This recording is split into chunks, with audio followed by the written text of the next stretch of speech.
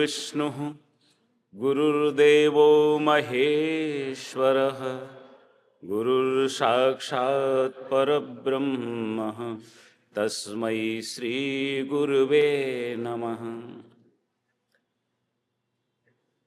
परम मंगलमय परात्पर अखिलेश्वर श्री राघवेंद्र सरकार योग योगेश्वर श्री कृष्णचंद्र भगवान के चरणों में वंदन करते हुए आप सभी पधारे हुए अतिथिगण, संतगण, मंचासीन अतिथि, आज यहाँ पर हम सब लोग हिंदू जन जागृति समिति के संयोजन में आयोजित हिंदू राष्ट्र महोत्सव में यहाँ पर सब लोग पहुँचे हैं। अभी हम सब लोग जानते हैं कि जिस प्रकार से हिंदुओं पर पिछले कुछ वर्षों से, संभवतः ये लगभग 700-800 साल से तो विशेष रूप से ये कुठाराघात होते आए हैं और हमें ये हमारे लिए ऐसे जो है हालात उत्पन्न कर दिए गए इन आक्रांताओं के द्वारा कि हम अपनी सनातन संस्कृति को छोड़कर दूसरी संस्कृतियों के पिछलग्गू हो जाएं। और इन्हीं षड्यंत्रों, इन्हीं आक्रांताओं के, इन कुठाराघातों के चलते ही आज स्थिति ऐसी हो गई है कि हिंदू यही नहीं समझ पा रहा है कि उसकी वास्तविक संस्कृति क्या है, उसका मूल क्या है, उसे क्या करना चाहिए। हमारा रहन सहन, खान पान सब जिस प्रकार तेजी से बदला है, चलिए हम ये मानते हैं कि हम हिंदू जो है, जितनी भी संस्कृतियां हैं उनका सबका समावेश हमारे भीतर सहज ही हो जाता है। हम सबका स्वागत करते हैं, वसुधैव कुटुंबकम की हमारा ध्येय है, हमारी भावना है। परंतु फिर भी अब जिस प्रकार से हिंदू जन जागृति के लिए ये समिति और ये आयोजन हम लोग कर रहे हैं, अब सोने का समय नहीं है। हम वृंदावन में यहाँ ये कार्यक्रम में बैठे हुए हैं। मैं आपको एक कटु अनुभव बताता हूँ। मैंने पूरे भारतवर्ष की यात्रा की। 2017 मार्च से लेकर के फरवरी 2020 3 वर्ष मैंने लगभग 1,25,000 किलोमीटर से अधिक चलते हुए 3,600 गांव, शहर, कस्बों में सभाएं करी। परंतु हो सकता है बहुत सारे लोग बुरा माने, परंतु वास्तविकता ये है कि हमारे जितने भी तीर्थ स्थल हैं, वहां तीर्थ स्थलों की हिंदुओं की हालात बड़ी खराब है। खराब कैसे है? हम लोग तो पूरी दुनिया भर में हिंदू जनजागृति की मशाल लेकर के चले जाते रहते हैं और यहीं पर हमको इन्हीं हिंदुओं से, जो इन मठों के महंत भी हैं, पुजारी भी हैं, पंडे भी हैं, पुरोहित भी हैं, इन लोगों का सहयोग बड़ी मुश्किल से मिलता है। वृंदावन में चले जाइए आप, बांके बिहारी के पंडों को एक बार इकट्ठा करके देख लीजिए, संभव नहीं है। केवल यहां की वृंदावन की बात नहीं, मैं तो सब जगह गया हूं, काशी में भी गए, वहां पर कई जो है स्थानों पर तो ऐसी स्थिति होती है कि हम लोग कहते हैं भाई हम लोग चाहते हैं कि आप लोग भी, जो पुरोहित हैं वो लोग भी जुड़े, परंतु वो धन और मद में ऐसे चूर हैं जैसे गहरी नींद में सोए हुए हों और उनको झिझोड़ने के बाद भी वो उठने को, जागने को तैयार नहीं है, क्योंकि उनको तो लग रहा है रोज जो है हमें सम्मान मिल रहा है, धन मिल रहा है, पैसा मिल रहा है, पूछ है। परंतु सोमनाथ में भी ऐसा ही हुआ था। जब आक्रांता आए तो ये लोग जो मठों के महंत, पुजारी, मैं भी हूं उनमें से ही एक हूं, ऐसा नहीं है कि मैं भी कथा वक्ता भी हूं और 2-2 मंदिरों का जो है दायित्व मुझे मिला हुआ है, मैं भी उनमें से ही हूं, परंतु फिर भी हमें जागना पड़ेगा। अब वो समय नहीं है कि हम मूर्छा से भी गहरी नींद में सोए हुए हैं और अब जागना पड़ेगा। ये बहुत अच्छी बात है कि यहाँ वृंदावन में कम से कम कुछ तो, थोड़ा सा तो संदेश उन लोगों तक पहुंचेगा। हम तो बहुत कठोर भाषा में उनके सामने भी बोलते हैं कि भैया केवल ये रोज पूजा करा दी, क्योंकि केवल देखिए हमें भक्ति के साथ शक्ति की भी आवश्यकता है।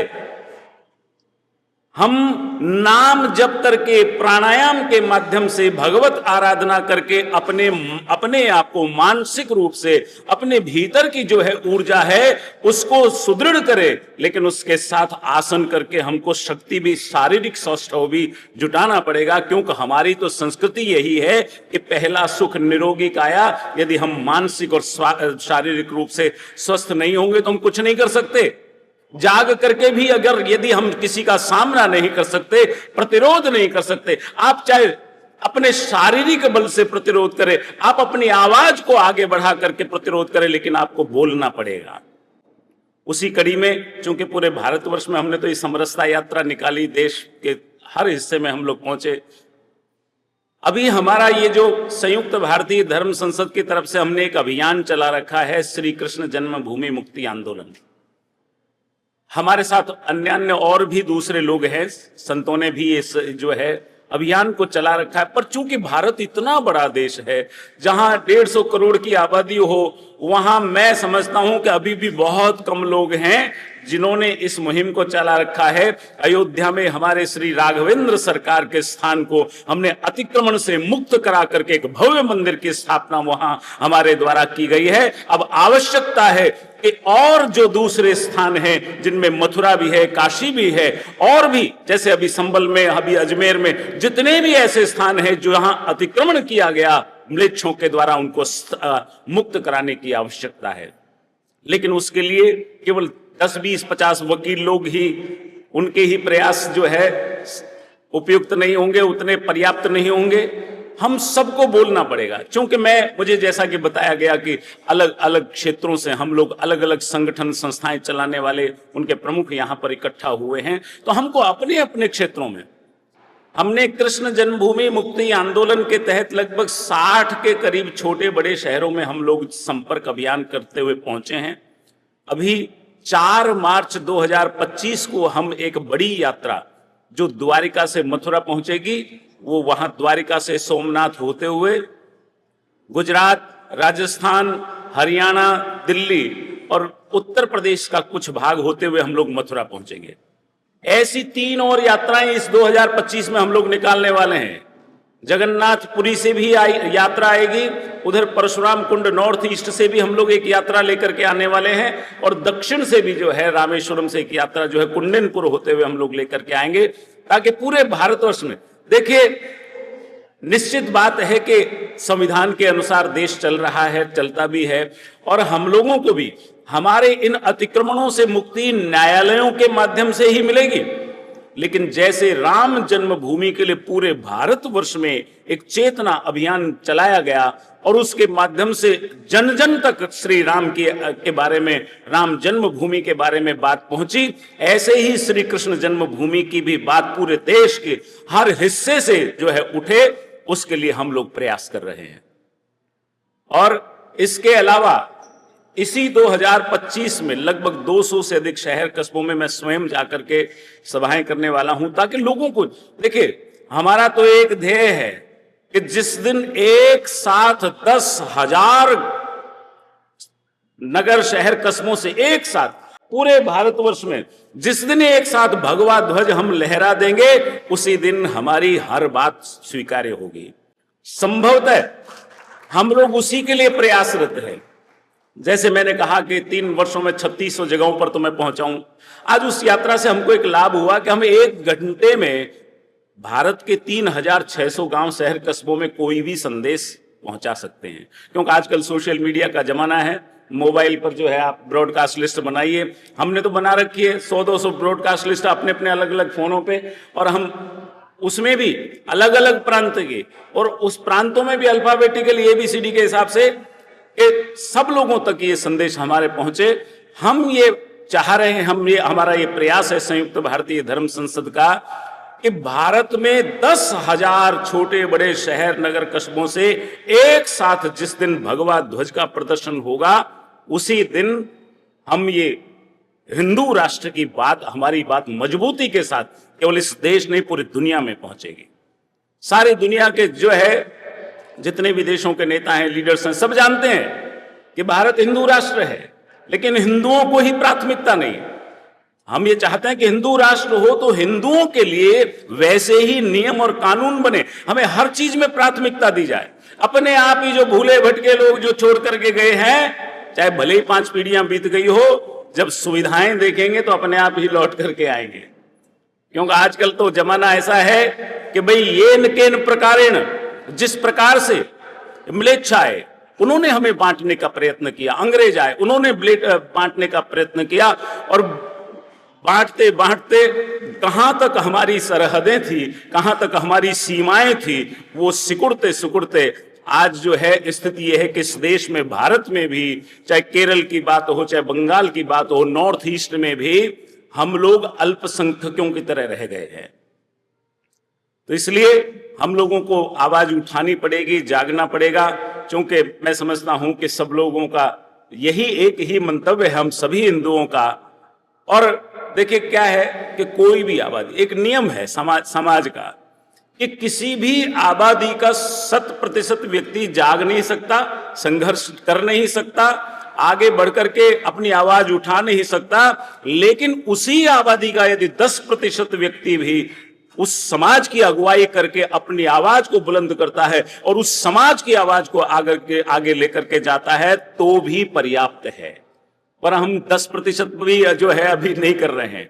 मैं समझता हूं कि 1%, इस पूरे भारतवर्ष में 1% लोग ऐसे हैं जो हिंदू राष्ट्र की बात करते हैं, हमारी सनातन और संस्कृति को बचाने की बात करते हैं, हिंदुओं को एकजुट करने की बात करते हैं। अभी बहुत सारे युवा जो है आए हैं, धीरेन्द्र शास्त्री जैसे, उन्होंने बागेश्वर वालों ने बहुत छोटी सी आयु में, हम तो समझते थे उस समय तो हम डॉक्टरी पढ़ करके पूरी पढ़ाई करी थी, उस आयु में वो जो एक छोटा सा बालक पूरे देश भर में उसने माहौल बनाया है।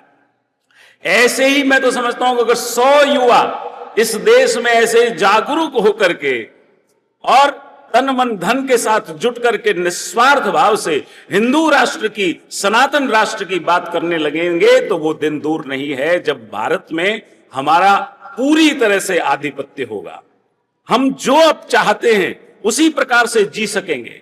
आज मैं जयपुर शहर में रहता हूं, वहां जयपुर में एक जगह है जिसको बोलते हैं रामगंज। अब नाम तो रामगंज है और हिंदुओं के लिए ही रहने लायक वो जगह नहीं बची है। नाम है सूरजपोल, और उसके चारों तरफ महाराज वहां दुनिया भर के म्लेच्छ जो है उन्होंने कब्जा कर रखा है। जयपुर शहर की यह स्थिति है कि जयपुर शहर के जो 8 मुख्य द्वार हैं, उन मुख्य द्वारों को इन म्लेच्छों के द्वारा कब्जा करके, अगर वो चाहे तो किसी भी दिन जयपुर का जो है पानी बंद कर सकते हैं, जयपुर में घुसना बंद कर सकते हैं, ऐसी स्थिति है। और जाहिलों को आप क्या सिखाओगे? जिनके हाथ में ही पत्थर हो उनको क्या सिखाओगे? वो पहले पत्थर फेंकते हैं, उसके बाद सोचते हैं। ऐसे लोगों को जिनको कहीं की कोई शिक्षा ही नहीं मिली हो, ऐसी संस्कार ही नहीं मिले हो, उन लोगों को ऐसे कैसे समझाओगे? तो उनके लिए तो एक ही है कि डंडा हाथ में हो। देखिए, यदि कोई भी ऐसा आवारा पशु होता है जो लोगों को परेशान करता है, तो हम लोग क्या करते हैं? हाथ में डंडा लेते हैं। कोई कुत्ता होगा, कुछ कोई और होगा, तो क्या करेंगे? आधा तो उसके, क्योंकि डंडे की भाषा हर आदमी, कितना ही जाहिल हो, कितना ही क्रूर हो, कितना ही आतंकवादी हो, डंडे की भाषा हर आदमी समझता है। तो जब डंडा हाथ में देखेगा तो आधा मनोबल तो उसका वैसे ही गिर जाएगा। इसलिए हर घर में कम से कम एक डंडा तो रखो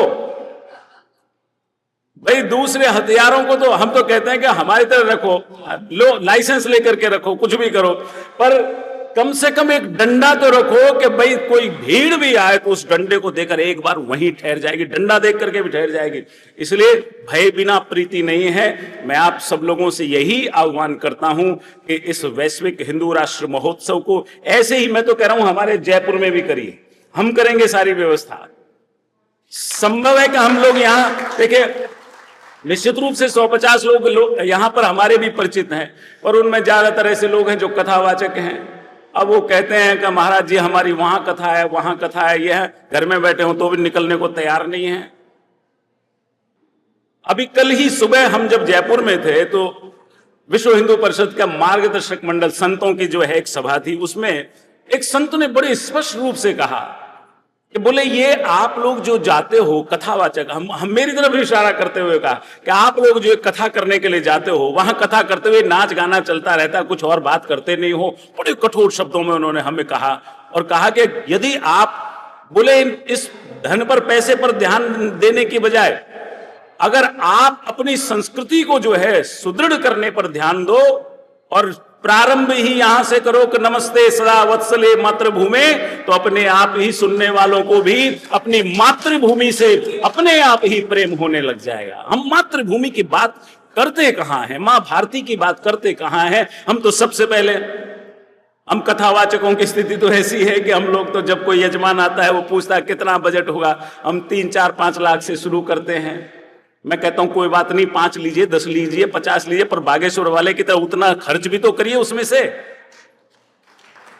भाई केवल जेबें भरने का, ये केवल इनकमिंग का सिस्टम हो, आउटगोइंग का नहीं हो तो संस्कृति नहीं बचेगी।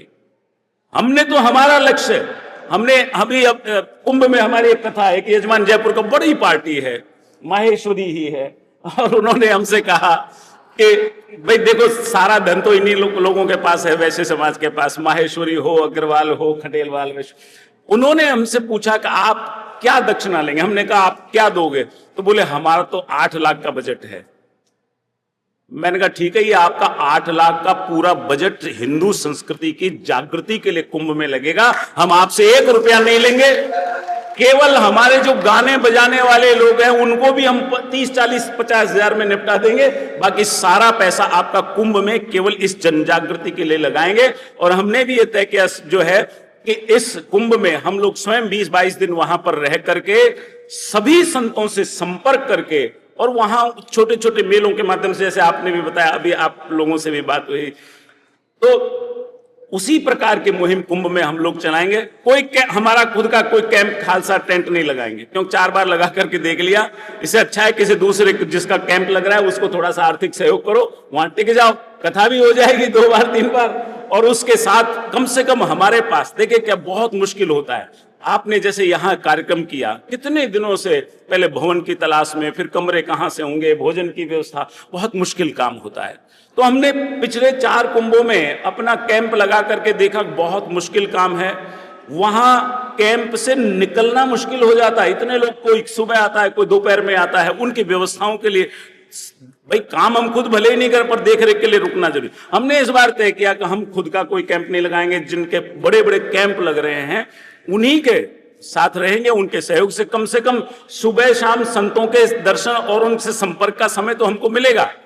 और इसीलिए तो आप सबसे आह्वान है, हिंदू जनजागृति समिति के द्वारा जो ये मुहिम चलाई जा रही है, इसको पूरे देश भर में फैलाइए। मैं तो आनंद जी को कहता हूं कि जहां भी मेरी कथा होती है, हर कथा में मैं चर्चा करता हूं इस हिंदू राष्ट्र महोत्सव की, क्योंकि मैंने संभवतः इस तरह के बहुत कम कार्यक्रम होते हैं जो खुल करके हिंदू राष्ट्र की बात करें। अभी 2-4 लोग जो है, मैंने जैसे बताया कि बागेश्वर वाले और भी 2-4-5 लोग करने लगे हैं, तो लेकिन खुल करके हिंदू राष्ट्र की बात करना, और आप तो पिछले 12 वर्षों से ये काम जो है गोवा जैसी जगह में कर रहे हैं, जहां चारों तरफ से क्रिश्चियंस और म्लेच्छों ने घेर रखा है उस क्षेत्र को। मैं तो गया हुआ हूं वहां 8 दिन तक, वहां गोवा में भी रुके, उसके आगे केरल में भी रुके, तमिलनाडु में भी रुके, बड़ी दुर्गम स्थिति है वहां की। तो इसलिए जागिए, अभी नहीं तो फिर कभी नहीं, क्योंकि अब और हमारे पास समय नहीं है। जिस देश में हम रह रहे हैं उसका भी 1/3 हिस्सा हमारे अधिकार में नहीं है। अभी नहीं जागेंगे तो फिर कभी नहीं जाग सकेंगे। जय श्री राम, जय श्री कृष्ण।